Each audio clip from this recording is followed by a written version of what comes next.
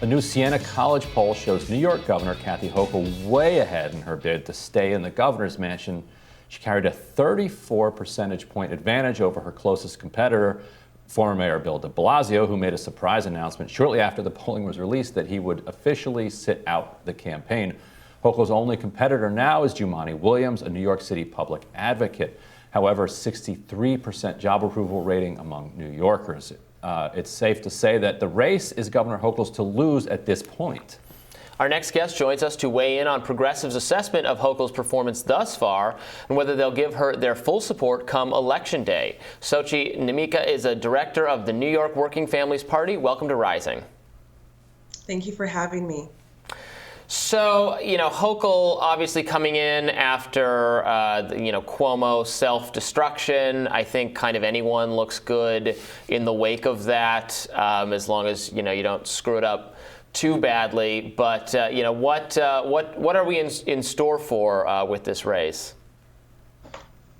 Right. Well, I mean, the current governor is working hard to reconstitute the winning coalition that Cuomo enjoyed for many years, right? She's aggressively courting labor, she's aggressively courting Black voters, and what we're seeing from recent fundraising numbers is she's also aggressively courting some of the biggest economic actors in our state. And so while that haul is undoubtedly impressive in terms of the scale, it is also somewhat disconcerting given the history of political giving in New York, in particular with industries such as real estate, who give heavily and widely in order to advance an agenda that comes to the detriment of working people. What we saw this week with the eviction moratorium expiring is an unwillingness to really go bold and ensure that working people are safe across the state. And so the governor is such a relief and a shift from the Cuomo administration. And while the lightning rod that is Cuomo is gone, what is still left to be seen is whether the state is going to be one that puts the interest of working people first and center and ensure that we have affordability and universality in our programs across the state. That's what we're really looking for in this moment.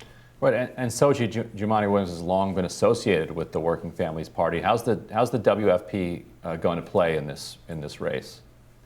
So we're still in our endorsement process and talking to members and voters across the state, and also really critically looking at the governor's budget, which really does detail how she will govern with whose interest and who will really benefit from her administration, right? That is very key in understanding whether this marks a serious shift from Cuomo, both in personality, which we have seen, but also in substance. And so, while we have known Jumaane Williams for many years and really know where he stands on key priorities, whether it is housing, universal child care, health care for all, we are still working with and looking at the governor's proposals on this score.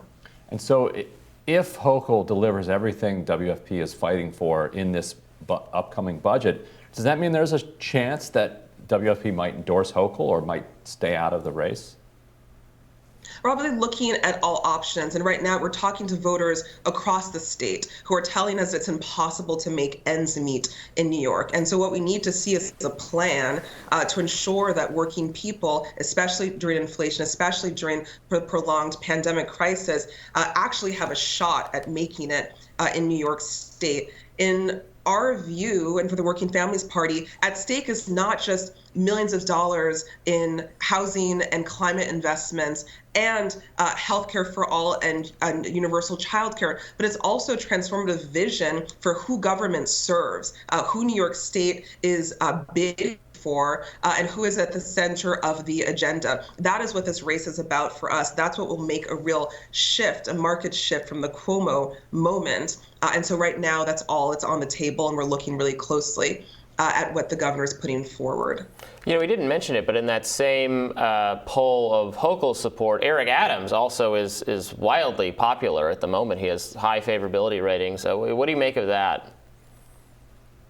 The mayor has really made great use of media appearances, of connecting to voters, of really touting and sharing a working class persona that many New Yorkers find quite comforting in this moment. What we have yet to see, especially as we're seeing both rising concerns around public safety and continued concerns about the role of the police, is how the mayor is going to advance an agenda that keeps New Yorkers feeling safe in an equitable and race-conscious way, and that does the work of working people. After several weeks of hobnobbing with New York City elites, I think New Yorkers will want to see what does an Eric Adams agenda look like for working people of Southeast Queens, of the Bronx, who are still bearing the brunt of this pandemic. What I can say is that there's a real shift between this mayor and our past mayor in terms of communication, in terms of likability, and in terms of connecting not only to legislators and the political elite, but also to regular voters. And so seeing him out and about definitely does leave New Yorkers feeling a little bit more hopeful and secure about his administration. And Eric Adams does kind of feel like a new iteration in the development of our politics in a post-Trump era. I think he describes it, and probably accurately, as swagger. Like he's a Democrat with swag. And is there something that the WFP... It was the poll slide. It was the poll slide. Exactly. Yeah. Is there something that WFP is drawing from that kind of stylistically that you're trying to learn from? Because he kind of bulldozed his way through the primary toward the end of it as the left was caught endorsing multiple different candidates and people taking each other down, and Eric Adams just kind of smiled and cruised his way through. And what we saw in the primary in Buffalo and primary in New York City is that voters want elected officials and politicians that they can connect to, that they can relate to, that are seemingly authentic and have a real story of self that people connect to. Right? Eric Adams very effectively deployed his story of self, growing up in New York, his story of repression within the police department, his stories of police brutality, and the role that his mother played in his life. In the same way, up north, India Walton shared a story of her as a struggling working mother, as a nurse, as a member of the working class. Candidates are hungry. Voters are hungry for candidates like that, and the Working Families always seeks to advance candidates who are authentically connected to community and who use that lived experience to put forward policies that will transform the lives of those around them. What we didn't see in this race was a real agenda or vision from Eric Adams, and that still remains to be seen in many ways in the first week of his administration.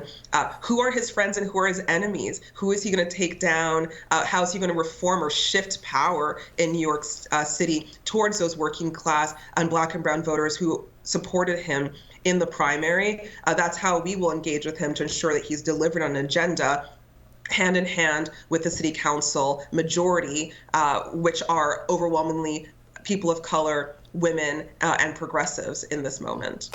Sochie Nnaemeka, director of the New York Working Families Party, thank you so much for being with us. Thanks for having me. Take care. You as well. We'll be back with more Rising right after this. Stick around.